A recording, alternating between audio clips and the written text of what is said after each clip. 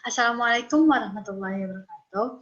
Baiklah, saya Firda Isyita akan menyampaikan tentang tokoh masyarakat yang berperan dalam PLS di kampung saya, yaitu tentang tugas komunikasi persuasi. Profil tokoh.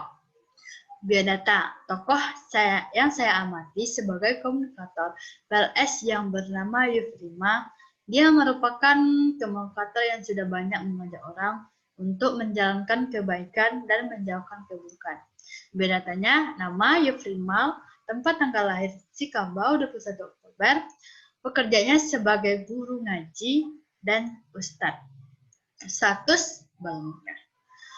Pada masa kecil beliau diajari tentang keislaman. Ayahnya merupakan ustadz yang sangat berpengaruh bagi kampung saya.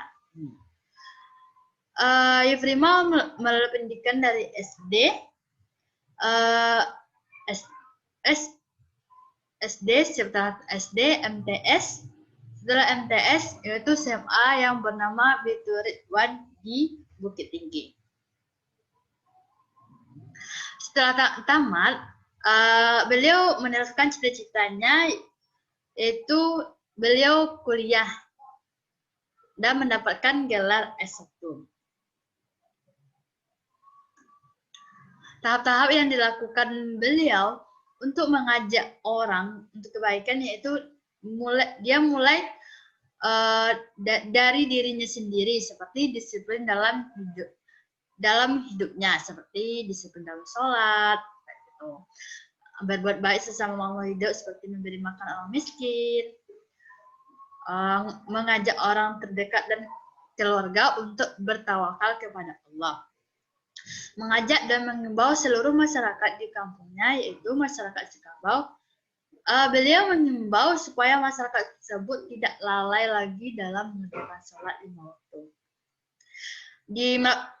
Beliau melakukan pengimbauan pesan yang disampaikan secara rutin. Kadang setiap sesudah sholat maghrib, dia melakukan pengimbauan penyampaian pesan.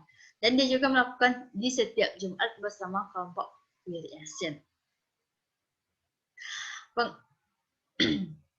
Contoh komunikasi lisan.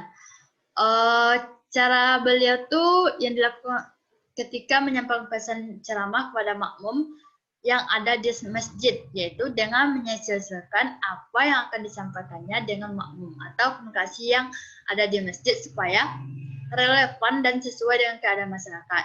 Contohnya khutbah Jumat. Sholat Jumat hanya dihadiri oleh laki-laki, maka tersebut akan menyesuaikan dengan keadaan dan pesan yang akan disampaikan. Cara yang dilakukan beliau ketika menyampaikan pesan selain di masjid, misalnya di jalan, sebagai teguran nasihat.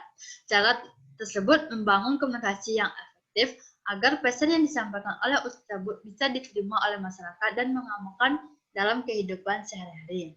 Sarana dan media yang dipakai oleh ustadz tersebut untuk menyampaikan pesan tersebut yaitu berdasarkan hadis dan Al-Quran. Tulisannya itu komunikasi secara tulisan yang dilakukan oleh ustadz tersebut, yaitu dengan menulis di postingan media sosial dengan tulisan untuk mengajak kebaikan, dan juga bisa berbuat tulisan di depan pintu masjid yang bertulisan membaca doa sebelum masuk masjid dan masuk masjid menggunakan kaki kanan terlebih dahulu. Itulah hasil presentasi saya. Ada kesalahan, tolong dimaafkan. Assalamualaikum warahmatullahi wabarakatuh.